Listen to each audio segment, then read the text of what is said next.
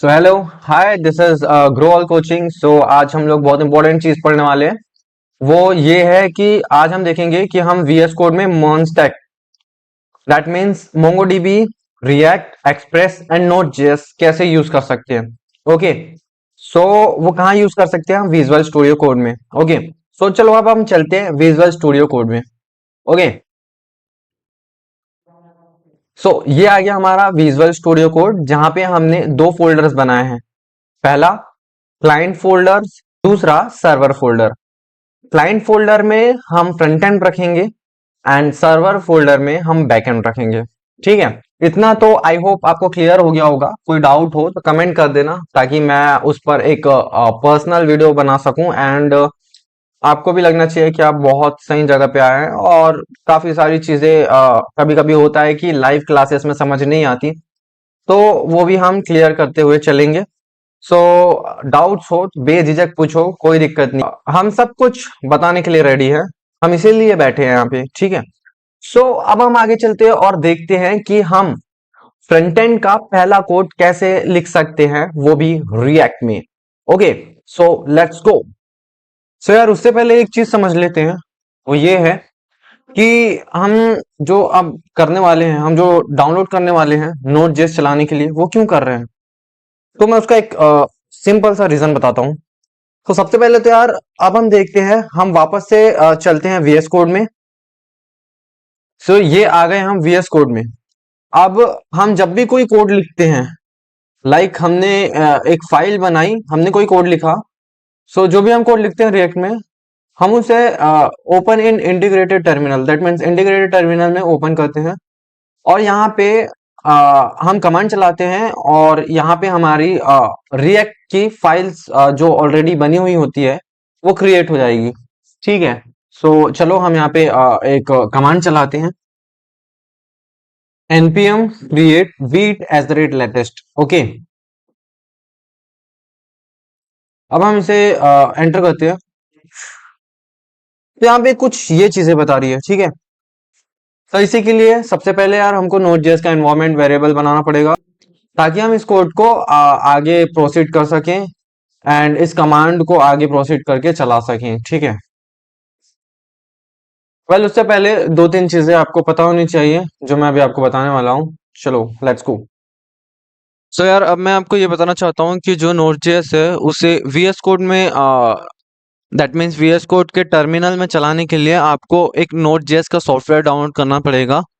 वो सॉफ्टवेयर कुछ इस तरह होता है, जो Node.js सॉफ्टवेयर होता है, वो एक एनवायरनमेंट रहता है जो कि आपको जावास्क्रिप्ट के जो कोड्स हैं वो ब्राउजर के बाहर चलने में मदद करता है। ओके, उन कोड्स को। सो यार, इस सॉफ्टवेयर से हम सर्वर क्रिएट कर सकते हैं, वेब एप्लीकेशन बिल्ड कर सकते हैं, बैकएंड एपीआईज लिख सकते हैं, और कमांड लाइन टूल्स में कमांड रन कर सकते हैं। ओके, सो इसका मतलब ये है कि जो जावास्क्रिप्ट है वो सिर्फ क्रोम ब्राउजर में रन नहीं होता, बल्कि सिस्टम में भी रन हो सकता है। एंड नोट जेएस जो है उसे पॉसिबल बनाता है। सो गाइज, इतना तो तुम्हें समझ में आ गया होगा, और कोई प्रॉब्लम हो या डाउट हो तो पूछ लेना।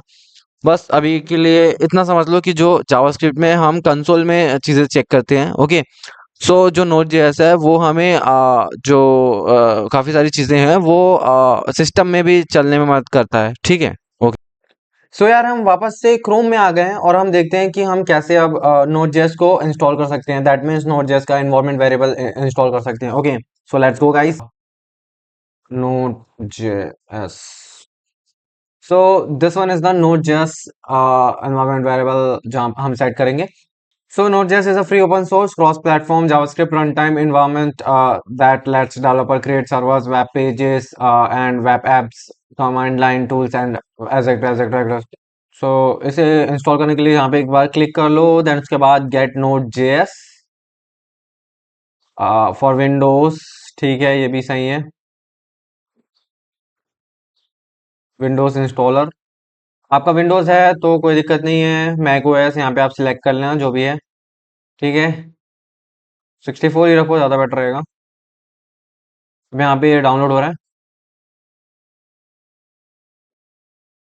सो गाइस, डाउनलोड तो हो गया है, अब इसको इंस्टॉल कर लेते हैं।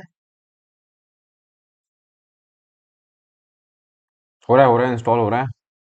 अब नेक्स्ट करते हैं, देन उसके बाद I accept the terms and conditions. Next.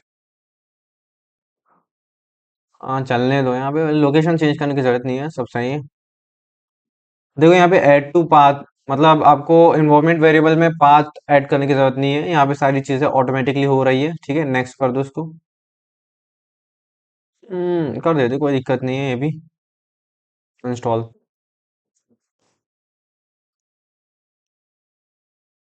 या, so let's boom guys, finish. Okay. So अब यहाँ पे कुछ करने की जरूरत नहीं अभी फिलहाल तो, ये सारी चीजें हो गई है। अब चलो, अब हम डायरेक्ट कोड में चलते हैं और देखते हैं कि कैसे हम नोड जेएस का जो कोड है वो रन करेंगे, या कैसे हम रिएक्ट का जो कोड है वो रन करेंगे। ठीक है, तो यार हम वापस से वीएस कोड में आ गए हैं और अब हम फिर से एक बार कमांड टाइप करेंगे। ओके, हम शशिकांत वाले डायरेक्टरी में हैं अभी। ठीक है, सो अब हम ट्राई करते हैं npm react wait at the rate latest.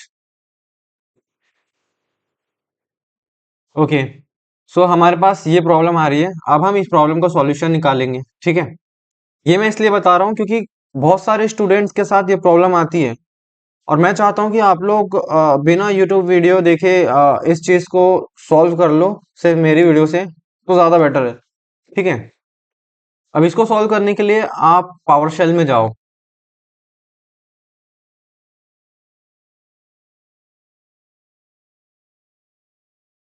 Run as an, ये विंडोज पावर शेल है, इसको run as an administration.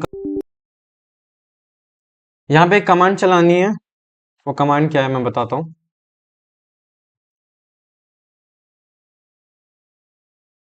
Okay, सो ये कमांड चला लिया आपने, देन उसके बाद हम एक बार और ट्राई करते हैं।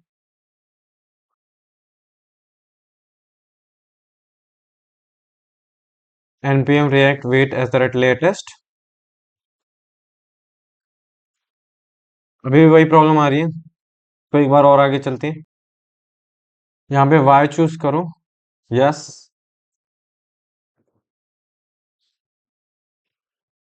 ओके, अब सब बिल्कुल परफेक्ट है। अब एक बार फिर से ट्राई करते हैं हम लोग।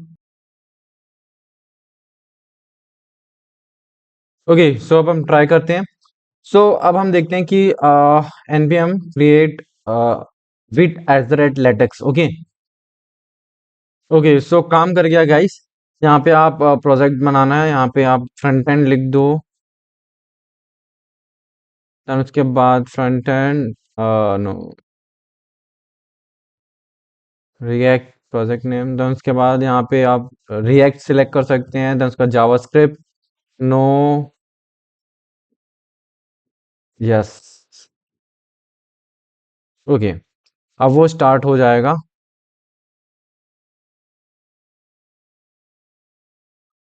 ठीक है, यहाँ पे एक एक्स्ट्रा फाइल बन गई।